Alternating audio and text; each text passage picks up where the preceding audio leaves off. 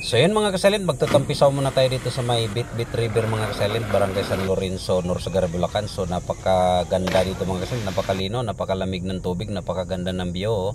So ipakita ko sa inyo ng panandalian mga kasalint yung buong paligid. Let's go. Yo, what's up guys? Magandang araw po sa inyong lahat dyan mga kasalint, mga ka-friends. Welcome back ulit sa aking panibago na namang video mga kasalint. So nandito na naman po ako ngayon mga kasalint sa may Barangay San Lorenzo, Norsagaray, Bulacan mga kasalint. So ito po yung tinatawag na Bitbit River mga kasalint. So yan, ipapakita ko lang sa inyo ng panandalian yung buong paligid niya mga kasalint bago natin silipin yung mga napakagandang view dito mga kasalint. Yan. So yan, napakalinaw yung ilog dito mga kasalint, napakaraming tao. So napakarami rin cottage. So ayon dito sa tinanungan natin mga kasalint, yung motor dito 40 pesos lang yung bayad. So mamaya update ko kayo sa mga kotse ko magkano. Tapos yung cottage lang mga kasalint ito ganito 300 pesos mga kasalint. So ang kagandahan dito, mapasok mga kasalint ng motor or kotse yan. Yung iba may dala-dalang kotse dito. Yan. So i-update ko pa kayo mamaya mga kasalint sa aking silent move strip sa mga napakagandang view dito sa may Bitbit River mga kasalint, Barangay San Lorenzo, Norsagaray, Bulacan.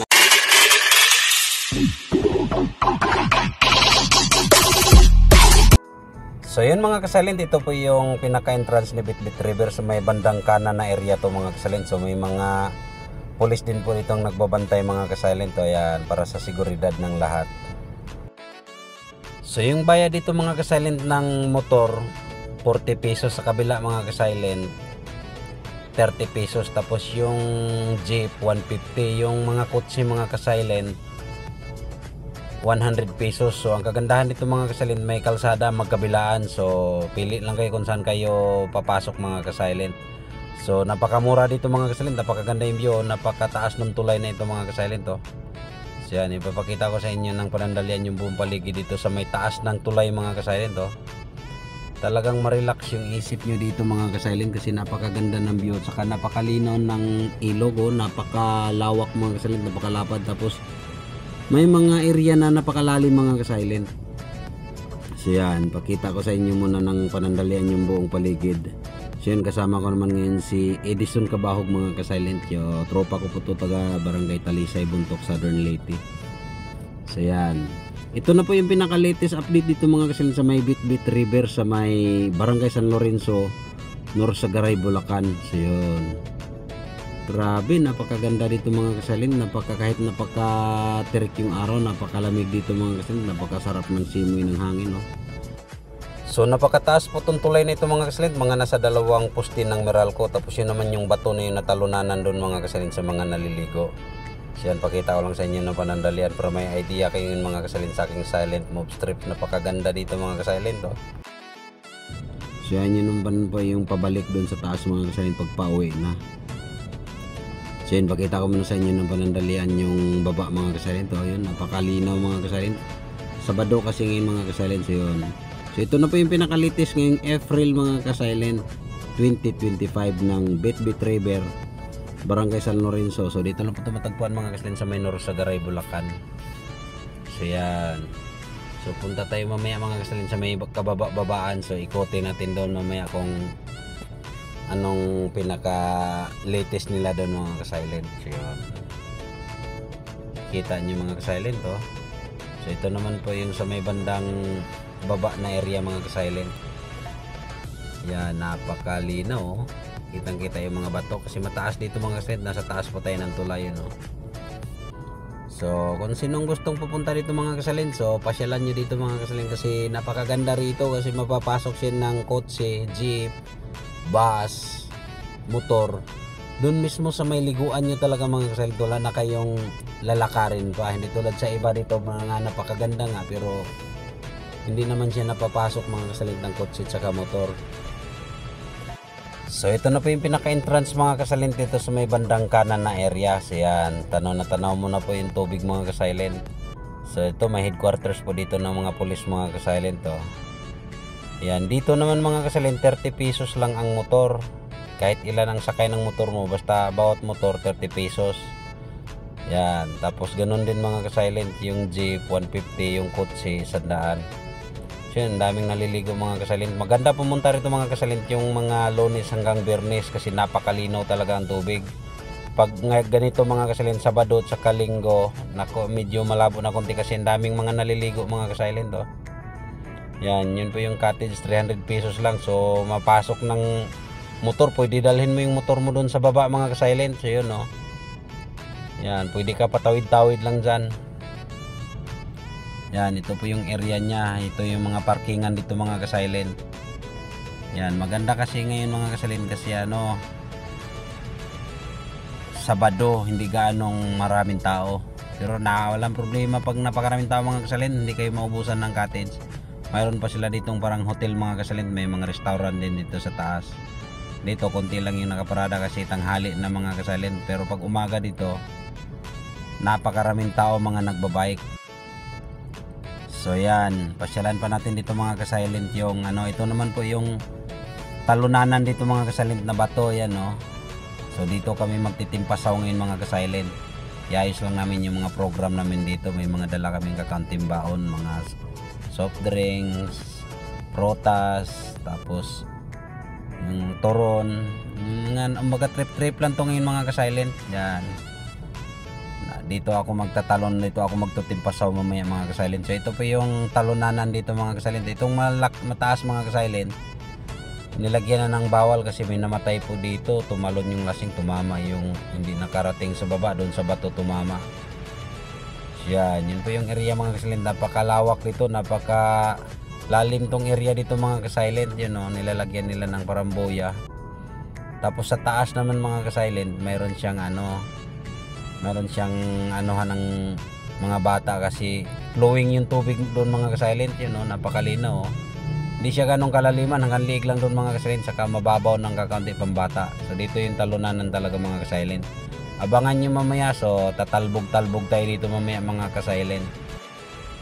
So yan, marelax talaga yung isip nyo dito mga kasilent. So yun, so dito lang kami ngayon tumatambay mga kasilent kasi napakalamig, napakaraming puno. So kain-kain kami ng chicherya, may dala-dala kaming mga protas, tapos mangga, apple, tapos chichera. So yun mga kasilent, umpisa na tayo mga kasilent. Dito tayo magtutimpasaw. Yan, oh. Yung kulay green may halong blue mga kasilent. So malalim po yan dyan, halos mga nasa isang palapag yan. So yun, ito paradahan to. Yung dulo nito mga kasilent, napakarami pa doon mga kasilent. Napakahaba pa yun doon, hanggang sagad pa yun, hanggang taas. So dito yung nagtatambay yung mga ayaw magbayad ng cottage mga kasilent. Dito lang kayo sa may mga bato. Dito lang kayo, gagawa lang kayo ng program dito para may malagyan yung mga damit nyo. Tsaka walang magnanakaw dito mga kasilent kasi may mga pulis saka mga tanod nag-iikot. Tsaka bawal yung taas mga kasilent, may mga tao roon tumatambay pag sa gabi. Yan, ganda ng forma dito mga kasilent, oh. So ipapakita ko lang sa inyo ng panandalian para may idea kayo mga kasilent sa aking silent move strip. Siyan, puntahan natin dito sa may bandang kabila. Tingnan natin kung gaano kalalim. So yan mga kasilent, oh, napakalalim dito. So dito talaga ang talunanan. Ang daming cottage mga kasilent. Baka abot ng mga 2,000 yung cottage dito hanggang sa taas, o mga ganun, 3,000 hanggang ano, yun, pababa na yun. Sagad na yun doon sa kababaan mga kasilent. Napakaraming cottage dyan, 300 lang po yung bayad. Dito napakalapad yung area mga kasilent, tapos may malalim. Yan, oh. Yan talaga yung daanan ng pagtumalon dito mga kasilent dati.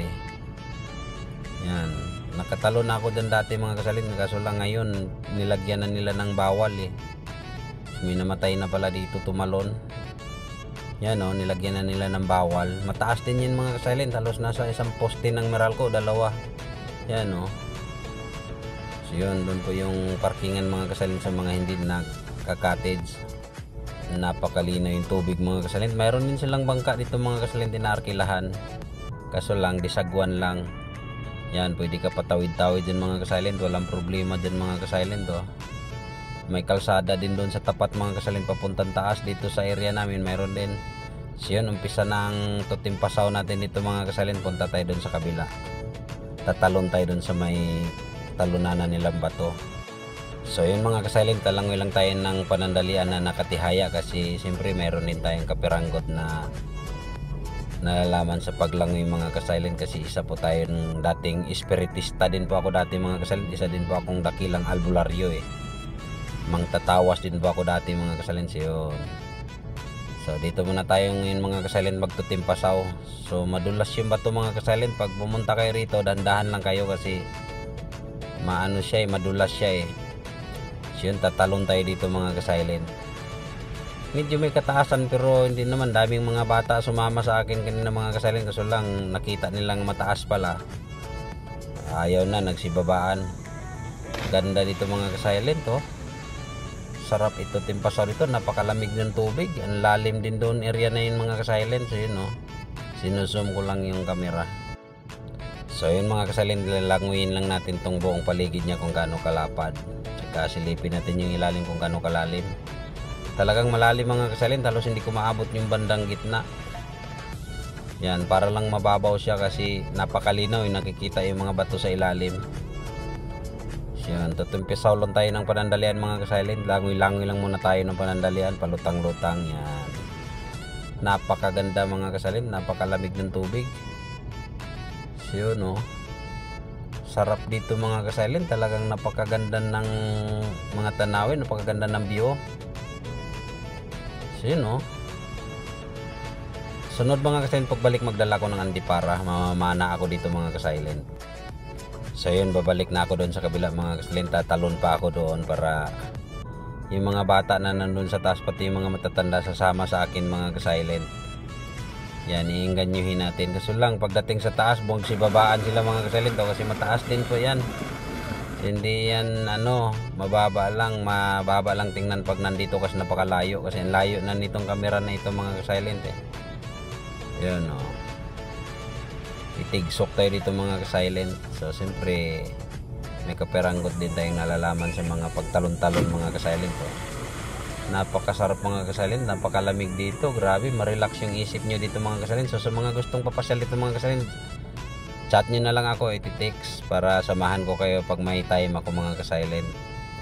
So yun, tatawirin natin doon mga kasilent yung buong paligid na area nito mga kasilent. Yan, lalangoy-langoy lang muna tayo ng panandalian para ma-enjoy naman natin mga kasilent yung napakalamig saka napakalinaw ng tubig mga kasilent Ganda dito mga kasilent, grabe, lamig So yun. So yun mga kasalint, ipakita ko na sa inyo ng napakagandang view dito sa may Barangay San Lorenzo sa may Norsagaray, Bulacan mga kasalint. Ito po yung tinatawag na Bitbit River mga kasalint. So yun, pakita ko lang sa inyo ulit mga kasalint. So hapon na, so dandahan na kami mga kasalint. So sana nagustuhan niyo aking video mga kasalint. So happy watching po and God bless po sa lahat. Bye bye.